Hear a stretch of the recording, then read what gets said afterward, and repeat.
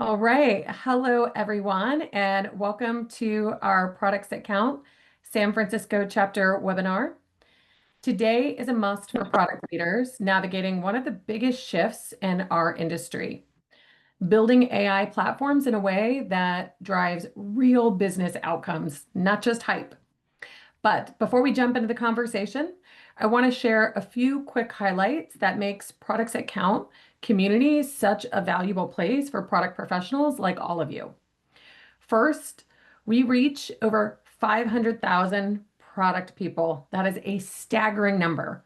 That makes us one of the largest and most influential networks of product managers globally. Expert resources. We've got an amazing expert here today, which I'll get to in a minute, but you have access to resources like today's session, which will be recorded with other C-level and senior executive leaders, as well as I like to say, those very senior IC product managers that are incredible talent that really move mountains for companies. So you have all of this access available to you, whether that's on the Products That Count website directly or the How to Product YouTube channel or wherever you listen to your favorite podcast. So whether you're looking to sharpen your skills, explore some emerging trends, or lead your team more effectively, Products That Count is an incredible go-to destination to really learn from the best in the industry. Now, a brief introduction about myself. My name is Denise Hemke, and it's my pleasure to be the host of your session today. Outside of my role as the San Francisco chapter lead for Products That Count, I am the Chief Product Officer at NeoGov, where we deliver purpose-built HR and public safety software for government agencies. And I'm thrilled to welcome today's guest speaker, Karen Chao. Karen is a customer-centric product executive with over 2 decades of experience driving growth, operational excellence, and innovating across multiple industries. Before her role as Chief Product Officer at Flowspace, Karen held leadership positions at Apple and several high-growth startups where she successfully scaled products from 0 to 1 all the way to full maturity. So she is recognized as an authority in leveraging AI to modernize traditional industries. And she regularly shares with all of you on LinkedIn about product leadership, innovation, and culture. So if you're not following her, this is probably a shameless plug to do so.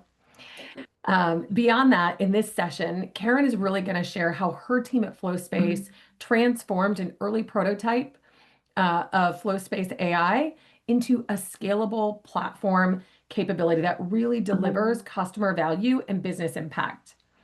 So we'll unpack today how they scoped, vetted, and launched the product, secured stakeholder buy-in, navigated critical trade-offs. Karen's going to really go through all of it from start to finish. And so this conversation is perfect for product managers and executives looking to create a practical playbook on how to build innovative AI-driven platform solutions that really create that lasting value. But before we dive in, one housekeeping note. We will field questions in the back half of this session. So please put them into the Q&A section of Zoom. If you're unfamiliar with where that is, it's typically hiding under that ... more menu. And in the second half, we will address as many questions as we can. So feel free to get them queued up, get your questions to the top so that we can make sure that we've got Karen's time to answer them.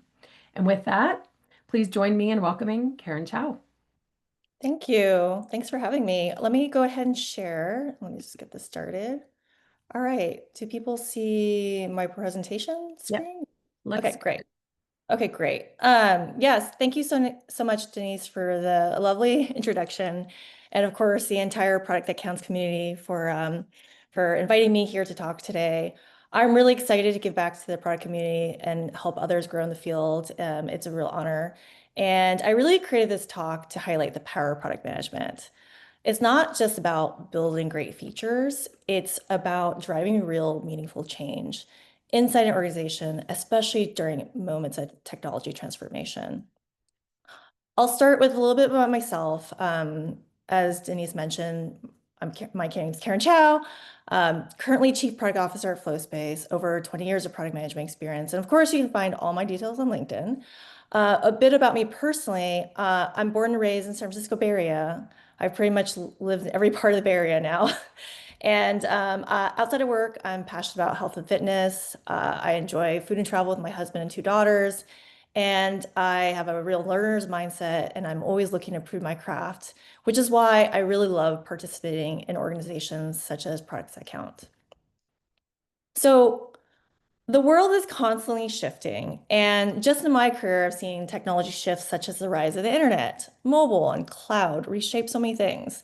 And we're entering this new transformation with Gen AI. And what I want to share today isn't just an AI story. It's really a case study in product leadership because how we adopt new technology and turning them into lasting business leverage is incredibly important because technology alone isn't a differentiator. It's your leadership. And it starts with customer obsession. You need to really deeply empathize with your customer and understand what they really need, not just what they say they want. You need to understand problem and technology fit, grasping and understand the technology, what it's capable of, and more importantly, what real problems it can solve. And then you need to have strong cross-functional relationships. You can't do it alone. You need support and buy-in from the rest of the business. And then to continue with that, the momentum, you need to do continuous discovery to validate and learn and discover where there are still opportunities and understand where you need to go. And then, of course, you're tracking performance and adoption so you know what's working and where things need to improve. And with that, you surface opportunities of what comes next. And when you're doing that well, you're able to unlock organizational buy-in with a clear definition of success that everyone else is aligned on. You turn one-off learnings into institutional knowledge. You get positive feedback from customers and adoption as leading indicators. And of course, ultimately drive a return on investment and lay the foundation for a scalable platform. So let me start with some context on Flowspace so you understand a little bit more about the context. Flowspace helps fast-growing CPG brands manage and scale their fulfillment. We combine software, services, and hands-on operations to give brands everything they need to meet customer expectations, whether they're shipping direct to consumer, selling in retailer, or doing both. And we connect brands to a network of fulfillment centers and manage everything from receiving inventory to pick, pack, and shipping orders. Our software is used by multiple stakeholders, the brands who rely on it to run their business, the fulfillment centers who execute against it daily, and our internal teams who ensure we execute on time and accurately. A key differentiator in our model is that we don't own or operate our own warehouses, and that has deeply shaped how we build our platform. We've had to really architect the platform with data and visibility and control as foundational pillars. And because of that, we're able to ensure consistent performance across the distributed network. And that context is critical because it's really what's positioned us to think differently about how AI and technology could enhance our platform and where it can drive the most value. So stepping back, we're in late 2022, when ChatGPT was first launched. As a product leader, I saw it as something incredibly big and exciting. Another powerful tool in the toolkit to help us as product folks to solve real problems. But as any product leader knows, innovation isn't just about building new shiny things. It's about solving the right problems in the right way that creates business value. So to do that, you really need to understand your customer. A few example of customers at Flowspace, their data might look very similar. It's all about their orders, their inventory, and their products. But the way they operate and what matters to them can be very, very different. For example, a beauty brand, they might be managing kits and promotional surges. A home goods brand might be juggling with subscriptions and multiple retail channels. And a beverage brand is tracking shelf life expiration and managing strict inventory controls. And what we heard again and again wasn't give me more data. It was more about how can you help me make decisions faster? And because their products and businesses are different, preset dashboards and reports alone do not solve the full need. And that's what made AI so compelling for me. It wasn't about building more tools, but delivering answers tailored to each brand's needs. Now, understanding your customer is essential, but it's only half the equation. You also need to understand the technology. And with something as new and fast moving as Gen AI, the best way to learn is to tinker. And that led to our first internal prototype. We connected a large language model to our database schema and allowed internal users to ask questions like, what's my fastest shipping SKU? The model would generate a SQL query, and then we would run it against our database and return the results. Powerful in concept, but completely unreliable. The model often returned plausible but completely inaccurate results because too much was left to interpretation, which made the output hard to trust. And I have this one fun memory of where we were doing an external demo, and luckily it wasn't for a prospect, but we started to ask the prototype questions around the most common SKUs in California. And the AI started to throw out names of sushi rolls, and which we all know and love as an AI hallucination, basically making stuff up, which is part of the joy of AI, but also part of the the challenges of building products with AI. And it became a real foundational learning because in order to ensure trust and quality, we really had to tighten the scope, add guardrails, and start thinking seriously about the architecture, the scalability, and context that we needed to give the AI, including better prompt engineering to give the model what it needed to provide reliable outputs that we can put in front of customers. So once we had a better idea of where the technology was, what it could and couldn't do, we shifted into ideation stage. We knew we wanted to launch something valuable for our brand users, but we also wanted to explore use cases across all three user groups, our brands, our fulfillment partners, and our internal teams. And this meant partnering closely with cross-functionally with our internal stakeholders, frontline operators, and our existing customers to surface real pain points and opportunities. As we gathered ideas, we started to stack rank the use cases against three key criteria: feasibility, value, and effort. And it's worth noting at this time, AI was still not widely understood. Many ideas we heard couldn't actually be solved by AI, and or at least not with AI alone.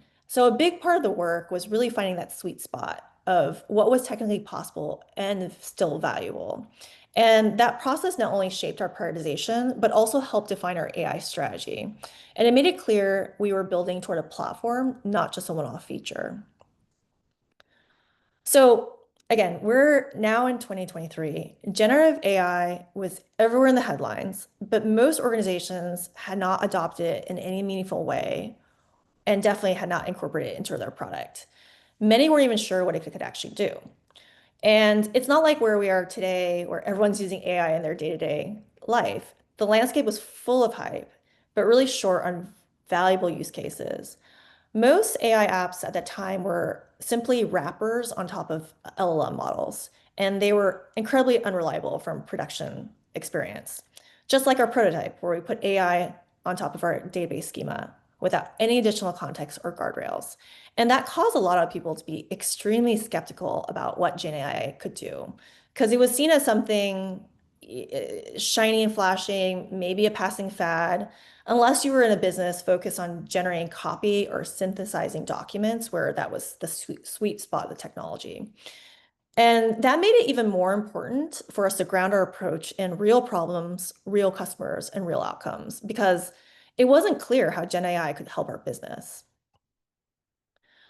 And by the time we understood our customers, the technology, and the sweet spot of use cases, we had strong conviction that investing AI was the right move. But conviction alone isn't enough. You need alignment on the roadmap and resourcing. Because as we all know, if you build this, something else won't get built. So getting an alignment on well-understood projects, yeah, maybe that can be straightforward. But with greenfield efforts, especially something new and evolving as Gen AI, it was a much harder sell. Um, the natural question of something so hyped as generative AI was, why invest in this now when there are so many other priorities? And so the key was really about articulating not just what we wanted to build, but why it mattered and what it could unlock for the business. And I really believe that Gen AI could meaningfully differentiate our service delivery model by enabling the real-time answers, more proactive management, and customizable rules, and even advanced scenario analysis in the future. So part of my role was painting that picture, what the platform could become, the specific functionality it would enable, and the business case to back it up. And I also had to bring stakeholders on board, each with their own lens on problems, right? Operational leadership, they had many other product requests that they wanted us to do. Our CEO needed confidence that it was a strategic high ROI bet and not a science experiment. Our CTO was weighing other platform trade-offs and other architectural priorities. And of course, this took multiple conversations and sessions but at the end of it, we secured leadership buy-in.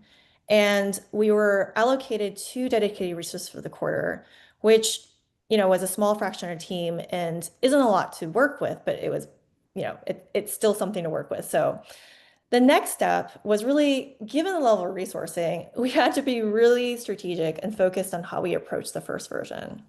We needed to move fast and get something in front of customers. So we wanted to launch an alpha with very tightly scoped foundation. We decided to use a very narrow data set, really focused just on orders and products, which means that many other data elements were intentionally excluded, and a single high impact action of search to return the data, just enough to establish the platform architecture and validate our direction with real users. So brands could ask simple questions such as, hey, what orders shipped yesterday? And the AI would respond using the data from our system to return the result. And of course, it's not comprehensive, but it was something real and tangible and fast to test. And something to call out here is when you're in early stage work like this, especially with limited resourcing and very abstract projects, traction really, really matters. If you can't show early signs of value, your project is at risk of being cut for something more pressing. And that's why it's important to ship, learn, validate, and iterate quickly. So we rolled out our alpha version to 3 customers. We were really intentional about who we invited to alpha. So we selected customers based on a few factors. One, we theorized that customers with more complex product catalogs would find more value in our alpha version. We also wanted to ensure that we had strong relationships with these customers, that they would be willing to spend time with us to give us feedback. We wanted them to have familiarity with our existing product so that we didn't have to teach them the basics of our core platform.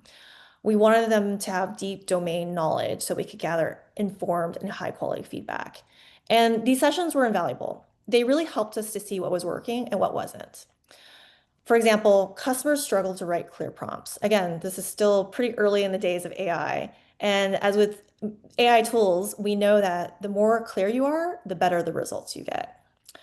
Our narrow data scope also led to confusion about why certain questions couldn't be answered. And then while we got positive feedback, the UX was easy to use, we personally did not feel at Flowspace that we were delivering meaningful value. It felt more like a nice experience versus a game-changing capability. And so those insights really shaped our next version. We focused on expanding our data set and available actions and making the AI logic more transparent in the experience. So customers could clearly see what they asked and how it was interpreted and why they got the responses they did. So for our next version, the beta, we introduced 2 additional data elements, tags and inventory. And we also added 2 new actions, the ability to add or remove tags and holds. And this expansion gave us functionality to shape what we believe could be a minimal viable product. Now customers could ask questions like, what orders have the tag VIP? The AI would return those orders, and the user could then say, great, put those orders on hold, and the system would take action. And that was a turning point also, moving just from returning results to doing something with that data and really taking action. So we launched our beta with 11 customers this time. And the way we approached what customers roll out was a bit broader. We still want to talk to customers where they could either have simple or complex product catalogs, but we were okay with a mix of expertise as long as we had a good working relationship and could get feedback. And we started to see some exciting and unexpected use cases emerge. For example, some of our overseas customers began asking questions in their local language, and the system worked well. And we also noticed that there were some business language nuances from overseas customers that we need to factor into our prompt tuning.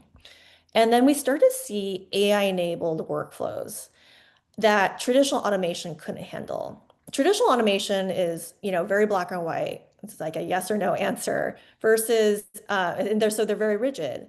But what AI allowed people to do was really have human in loop decision making at scale, giving teams control without sacrificing efficiency.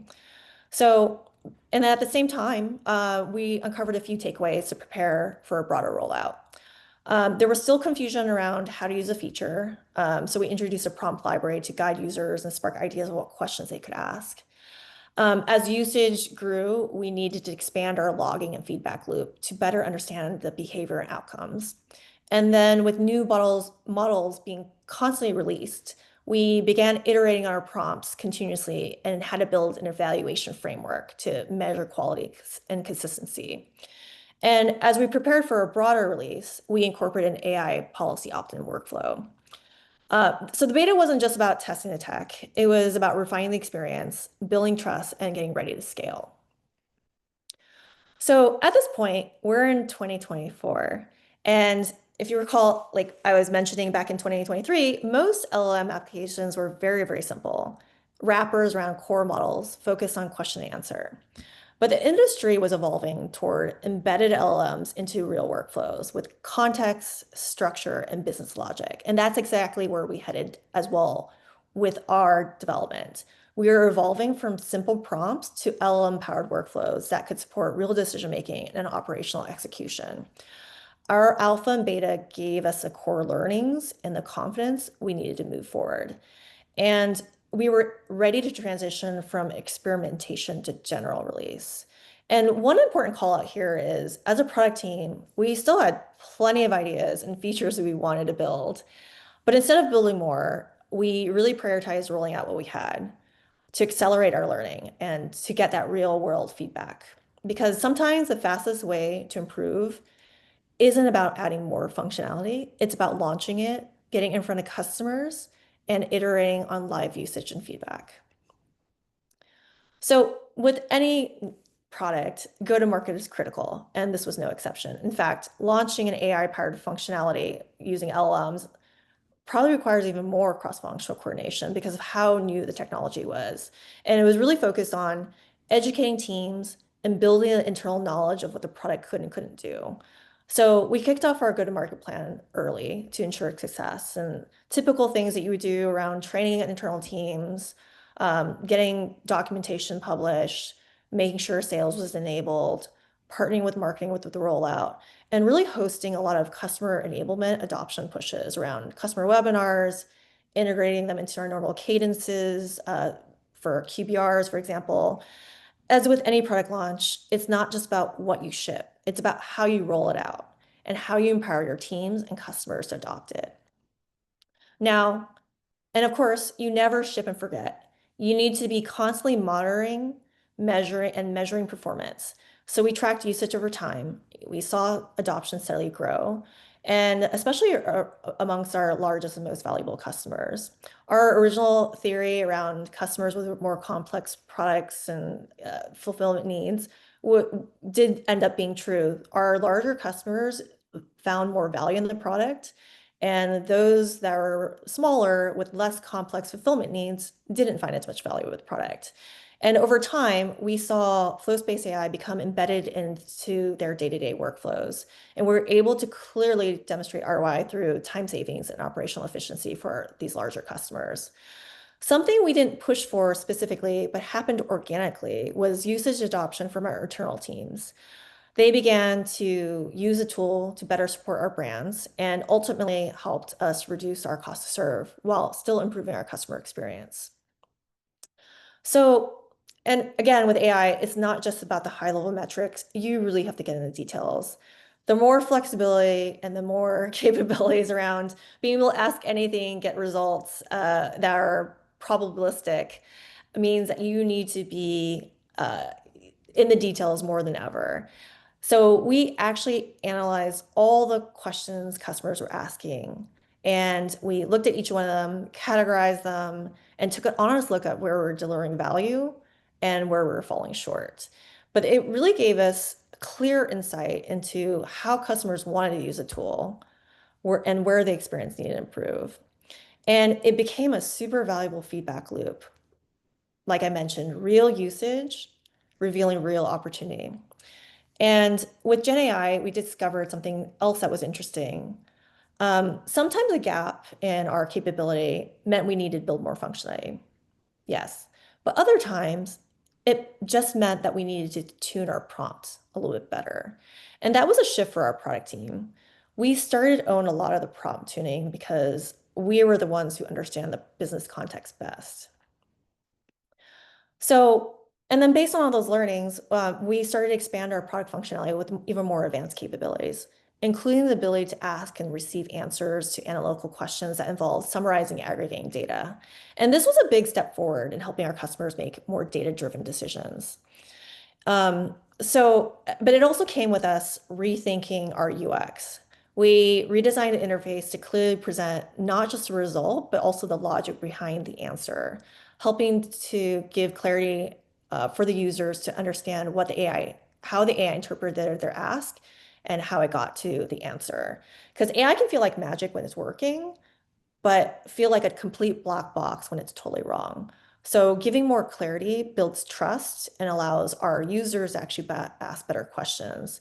And trust is everything when you're scaling AI.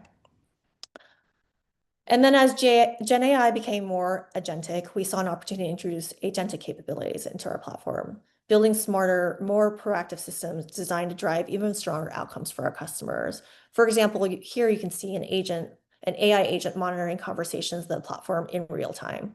And it will surface urgent issues that need immediate attention so we can respond faster and more effectively and provide a better experience.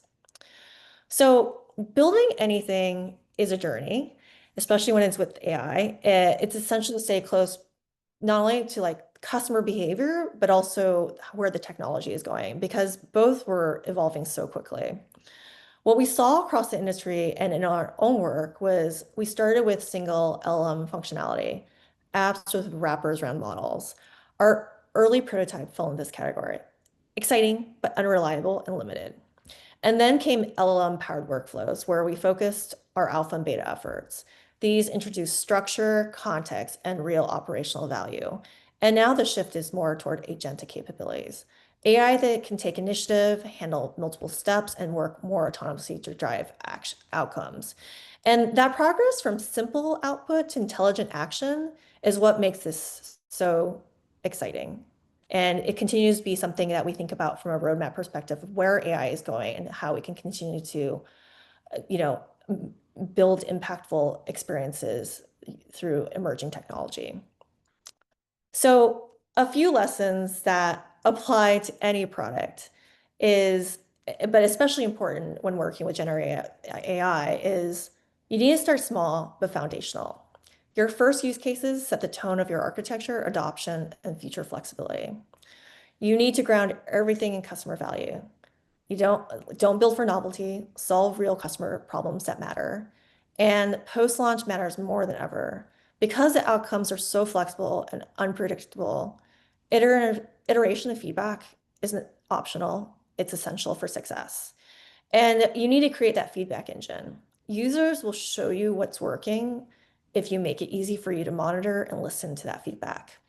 And you got to ship before you're ready. You'll never be 100% done. And when you launch, you're going to learn and you're going to improve, and it's it's going to change your assumptions on what you should be building. Um, and of course, your AI strategy at your company isn't just your roadmap.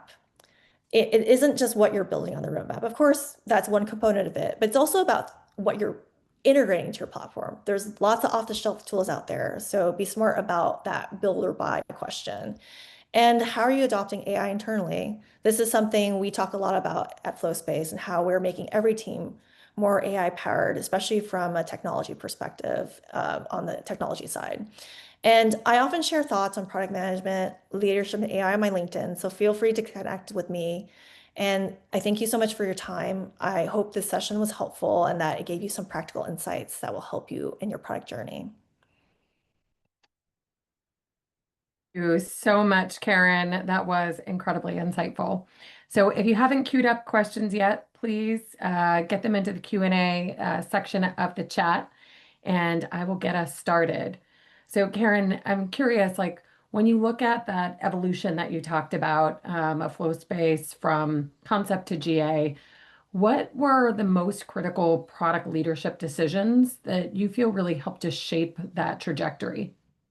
Yeah, great question. I think it was really around, in the very beginning of the Gen AI hype cycle, there was so many ideas. Like I have a lot of ideas, many people have ideas. It was really about honing in on what we should solve with generative AI versus what we shouldn't solve with Gen AI. And the scoping was very, very important. And like and then first, like what problems should you solve, what area? And then secondly, I think getting something quicker to market was something that was really important because everyone's roadmap is burning. Like everyone, no one has enough resources. And so, if we had just kept on building and building and building and not hadn't gotten that feedback of like, hey, customers really, there's some value here. Customers are really enjoying this or finding value in it. We're getting good feedback and great usage adoption. Like it could have easily gotten killed and we would have never uh, delivered on a AI uh, Yeah. roadmap. And I'm sure that happens in lots of companies. Well, or you might have built things that would have been invalidated. Like I love your example of, hey, we started seeing people asking questions in their native, language. You might have gone down a whole path of building capabilities, around translation and other things, which now that was solved for you. So I think that's really interesting. When you unpack that ideation, I know that a lot of people have approached it different ways. Did you get, kind of everybody on the product team involved? Did you get a wider set of people involved? Did you do hackathon ideas? Like, how did you all approach it to make sure you identified that right set? Yeah, yes, we got other squads involved. So, we have our brand facing, product and technology team. We have the more warehouse phasing one. So we got everyone involved across the, engineering product as well as stakeholders because, the front lines teams have so much insights into what customers are, asking them for help with, what problems that they're seeing day in, day out. So we definitely talked to many folks across the organization, but also talked to some of our key customers that we had good relationships with, even before we built anything, just kind of asking kind of just more discovery questions. And of course, at that point, if you said like, "Hey, I want to build AI, what do you think about that?" They would have been like, "I don't know, I don't need Right. anything." So it was more like asking the right questions and framing it of like, "Hey, if we could do these kind of things, would this be interesting?" Be helpful. Yeah. Yeah. I love that. I love that. I like that you went wide and then you went really intentional. So you mentioned the fact that like you thought it was critical. Hey, we need to start learning on this. So what were those signals that you knew like it's time? Like we can't delay. Yeah, well, I kind of mentioned about how Flowspace is a little bit different. We're not a traditional logistics company where we own and operate physical locations. And so a lot of our value proposition is around our software. Like we have best in class software of what we do in our industry. And so how do we continue to leverage that when there's like new technology emerging? And a part of me is my push for why I wanted the organization to adopt AI is purely from an institutional knowledge perspective. Even if we didn't get AI formally like launched and adopted on the roadmap, I feel like as a technical organization, we need to understand what it could do. And so that's why those prototypes are super, super interesting and helpful. Because otherwise you don't know until you start playing around and then you won't know what the opportunities are when they do arise. Yeah, I love that. It's like get your hands dirty. I think that's always a great thing to ask people. It's like, what are you getting your hands dirty, with right now if you're a product person? And definitely the time horizon you guys were on, that was certainly the thing everybody needed to get kind of their hands on. That's great. Here's a pretty kind of here's another question we've got for you. How did you manage the cost of the LLM without restricting how much customers can interact with FlowSpace? Yeah, great question. So the API costs are fairly manageable given our usage level. So we do monitor it, but it's not something we've optimized. It's pretty complex as I've looked at like the way you manage the costs. Like, it's essentially tokens, which is roughly correlated with like, the amount of copy that you send over, like in your prompts and the questions. And so right now we haven't we're not losing money on queries, so to speak, but it is something that we monitor actively, and it's not a concern for us, but there is probably opportunity for us to, um, I guess, go through our prompts and kind of make them a little more efficient from a cost perspective. But again, that's not really a focus for us right now. But you guys don't like when your monetization for this sort of capability isn't tied then to like the frequency of the questions they're asking. It Yeah, not for our business. I think that could make sense in some businesses, but not the way not our model. That makes sense. Let's maybe stick on this thread of kind of adjacent to monitoring. You also mentioned customer feedback, right? And how important it was for you to build that sort of feedback engine.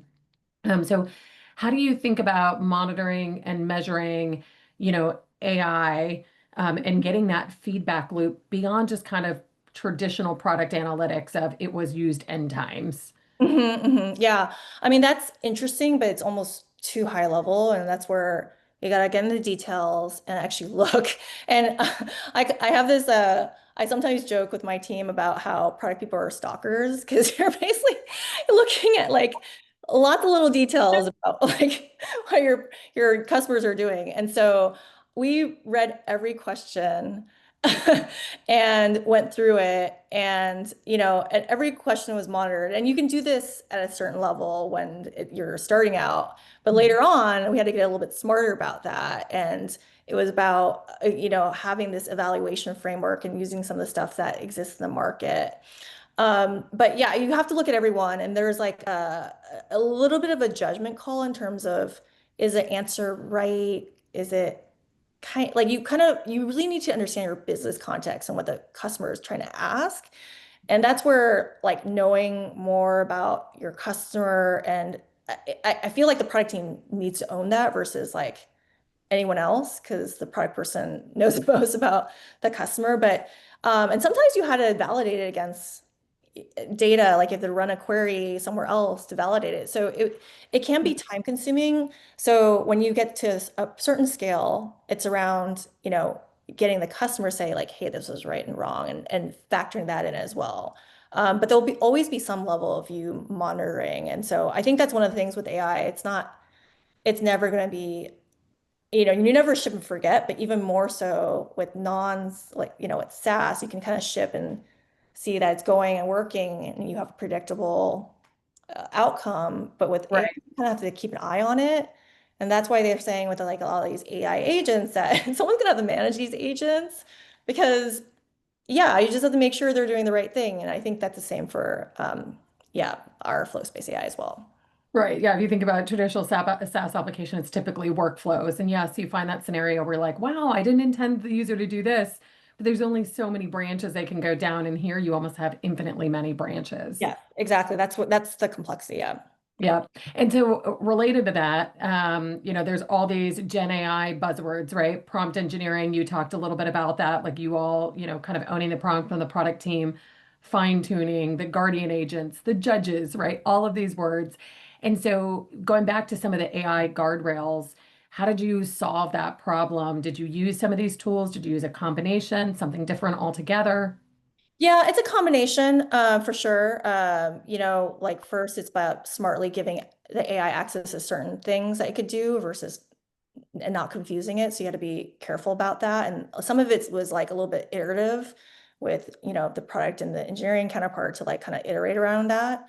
Also, again, the prompt tuning. I think there was a question about increasing or changing models in the chat, but you had to run certain scenarios through each of the models to see what the outcome was and kind of evaluate that. Yeah, it gets a little bit complicated because it's not the traditional Q&A that you typically do. And there's a mix of like tools out there that we use, as well as like the system prompt structure that we built, and then being really thoughtful around what you gave the AI access to and what you didn't give it access to so that you keep it really It's scoped. contained. That Yes. makes a lot of sense. Yeah. Switching gears to the customer side of the equation, here's a question, which is, what were some of the customer roadblocks to adopt AI? Yeah, I mean, there was definitely people that were thinking, at this point, it was like, why would you build this like when I have these other asks from you, you know? People don't always see the power of AI. We work with like, typical operations leaders where they're not necessarily thinking about the latest, greatest technology. They're thinking about like, how can you just get my orders out? How can you lower my costs? So there was a little bit of an education. And so once we started working with people and like kind of showcasing them some of the functionality, they started to get it, especially when we were able to power like more of those like workflow driven scenarios that I kind of mentioned.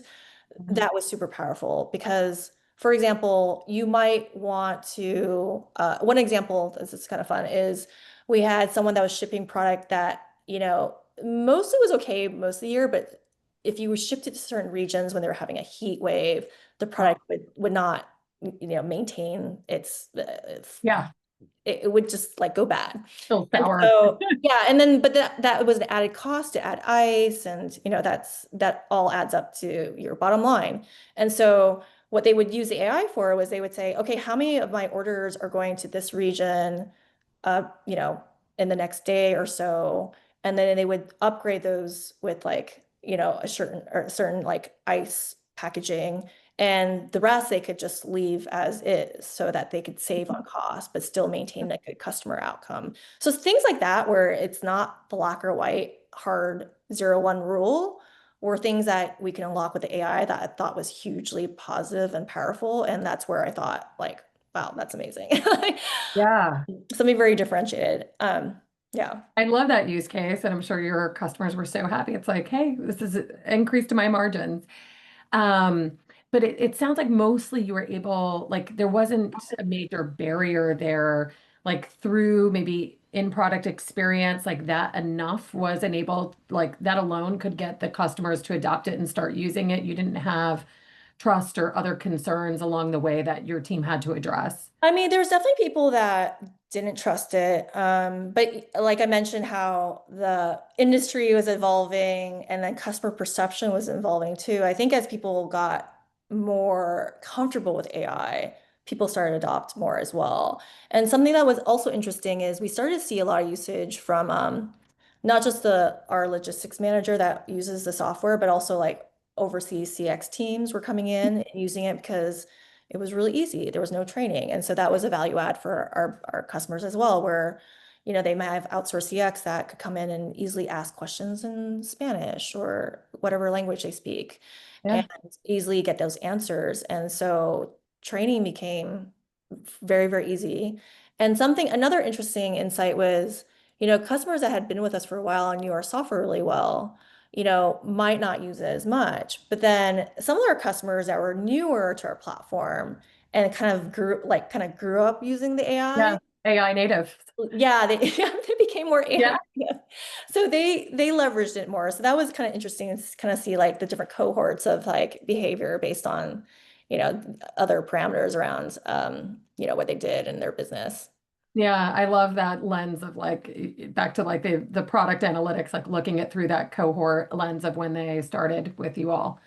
I think that's really interesting. We've got another question.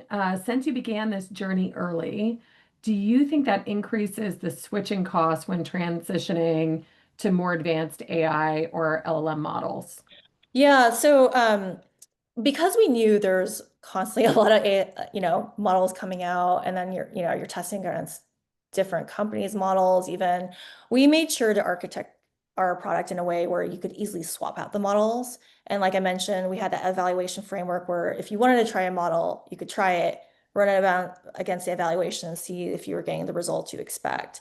And so there was some like overhead that we needed to do to because as AI was changing, there were some things that we needed to change. And so we didn't invest too much on swapping out models. I know some tools these days you can like pick different models.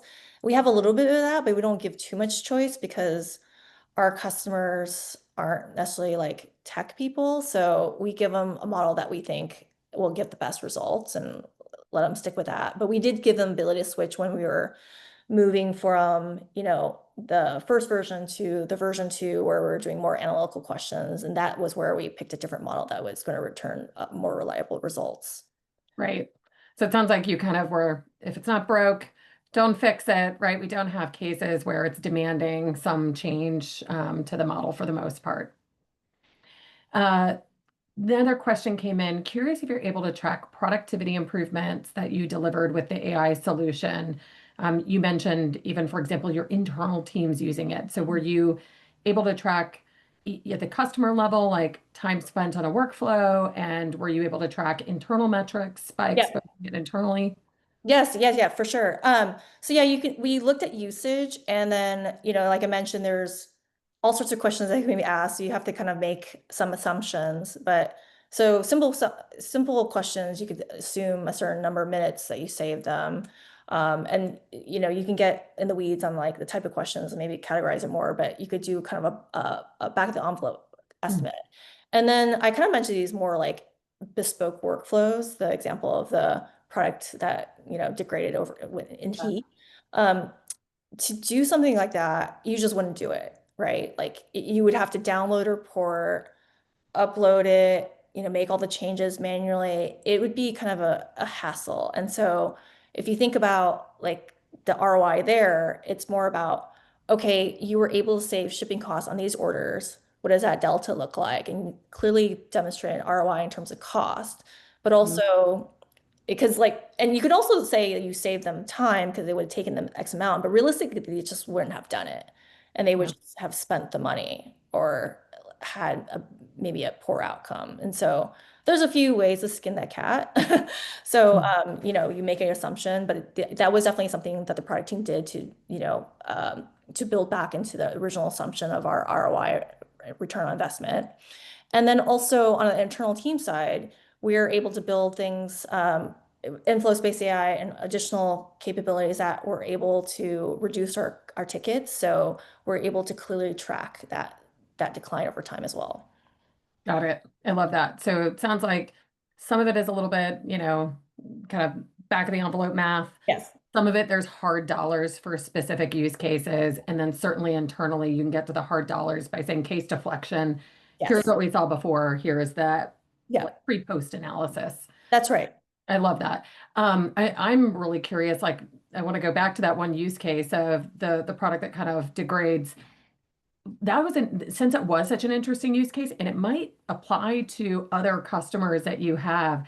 How are you kind of getting the word out there when you find a real winner where it's like, wow, this is actually giving them margin lift? Yeah, yeah. Well, that was an interesting one because it's not something that we necessarily thought about when we were Yeah. building it. It was something where, we provide customer experience and, help our customers the best we can. And so things come kind of those conversations. And as we're trying to brainstorm and think about how to solve them, AI just became another tool that we were able to leverage and say, hey, well, maybe we should do it like this, where we can use AI and we gave them a prompt. We're like, okay, here's how you can run it and here's what you can do. And so that was a scenario. We also like had another customer had a very different scenario where they had not enough inventory, right? Like they're fighting constant inventory shortages from their upstream co-manufacturer. And so they were a subscription business and they really had to think about, okay, I'm getting this inventory in. How should I deploy this inventory? Should I give them to existing subscribers or new subscribers? And because their business, it made sense to prioritize existing subscribers. And Mhm. so they would leverage our AI to kind of run those lists and then make those rules to, deploy the inventory and ship them faster out to their existing subscribers. So it kind of just happened organically that we were talking to our customers, trying to problem solve for them, and then we were able to use AI as a solution. Yeah, yeah, I mean, those are really interesting use cases. And so back to this kind of almost AI first mindset, and that's probably in your product team. And frankly, sounds like it's across your company too, because I suspect it's support or your CSM, who's probably the first line of defense interfacing with those customers. Like, what were the cultural shifts you had to make to really become kind of AI first in your thinking, and how did you go about that? Yeah, I think from a technology perspective, yeah, I mean, not everyone was excited about AI, which was kind of interesting. Hmm. 'Cause I was really Yeah, excited, but not everyone was, because some yeah. people um, thought maybe it was a fad. Sure, And there's fear of the yeah, and unknown. then yeah, there's a little bit of fear of the unknown, and so there's always like different people on that spectrum of like how comfortable they are with new technology versus I'm going to wait and see. That's yeah, true across any organization. I think one of the things that we had to really shift our minds around was around. I think the biggest one is around. It's not you don't build something, you get an expected output. You have to kind of like figure out how to get the expected output and be okay with it being a little bit different at times and being comfortable. And so you have to think about like what your business is and what the risk is for what you showcase. So, there's probably some elements of data that we don't want to expose to AI because if there's too much sensitivity and we're not gonna, let it be wrong, right? There's no, yeah. So there's things like that you need to think about, as well as being able to kind of work and coax the AI to create outcomes was something that we as an engineering product and design organization had to like make sure that we understood so that we could design the product in a way that we were comfortable rolling out to customers. Yeah, that's kind of this art and science. Like we're so used to the science, right? Yeah. Deterministic outcomes, and you got to get almost a little comfortable with the art, but try to move it as much towards science as you can. Yeah, because like, one of the engineers is like, oh my gosh, I could just build this in our Rails app and it's just like, and do exactly what I want. Right. So it's like, okay, well, maybe, so you have to think about what use cases do I need to get the exact number? Yeah, you build it in traditional software methods, but where is AI does make sense, like Yeah. what can that unlock? Yeah, Yeah. And if they build that one use case, they built one use case, right? Now you've opened up this whole umbrella of use cases that you've shared with us today. that's right. So Exactly. many more. I love Yeah. it. I love it. So, curious maybe on the forward-thinking side, you mentioned, the shift from traditional kind of LLMs to agentic flows. So, what's the biggest unlock you expect from agentic systems in the next year, 2 years, as far as your magic 8 ball will take you?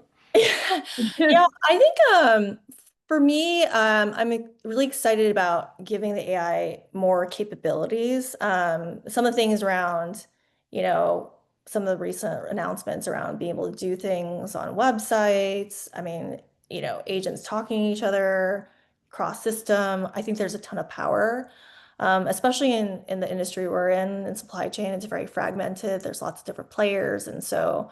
I think there's going to be a lot of exciting developments in that space, and I'm excited to be part of it. Yeah, that's interesting. Do you anticipate, and I don't know if this sits well in your business, but are there third-party agents that your agents might begin to interact with?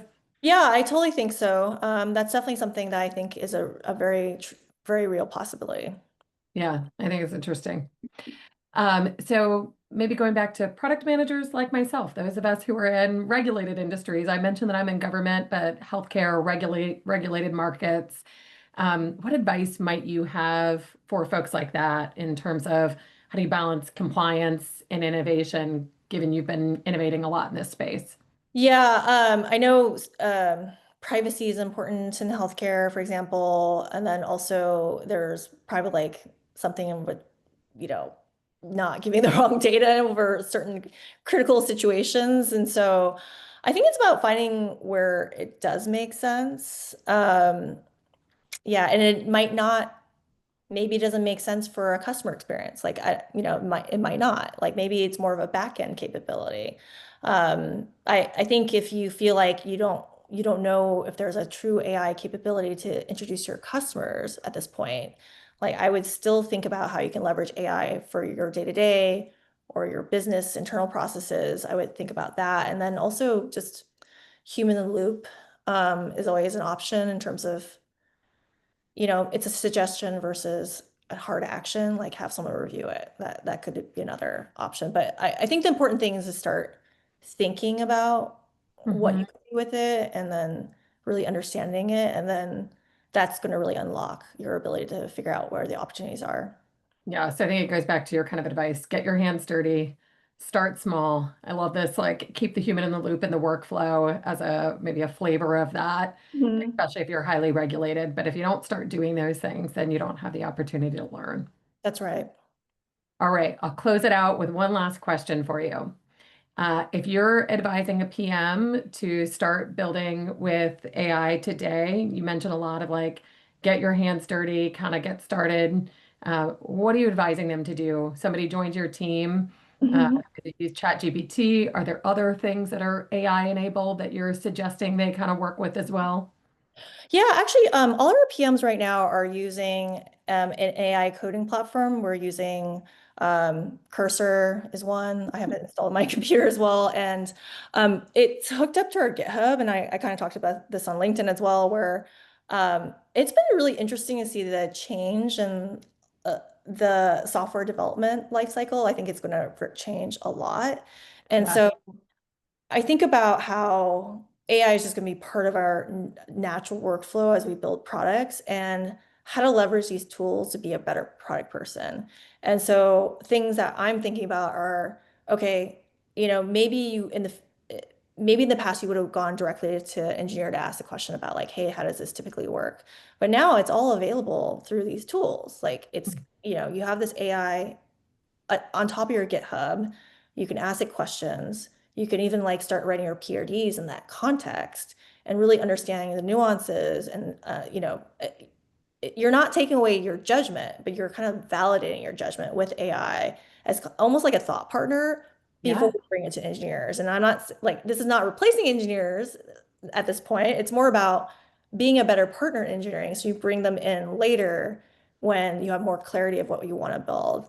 The other thing I'm excited about is our PMs are starting to push, very, very simple code fixes that typically we wouldn't have done in the past because we are using these AI coding agents. And, you know, everything gets reviewed by engineering. It's like tested and it goes into the typical like production push cadence. But we're starting to make, for example, copy changes or hey, one column in this table was missed. That data already exists. Let's just add it. So it's really exciting. I think it's only going to get better and better. And I think the way we think about product and project planning around product and developing software is going to change as well.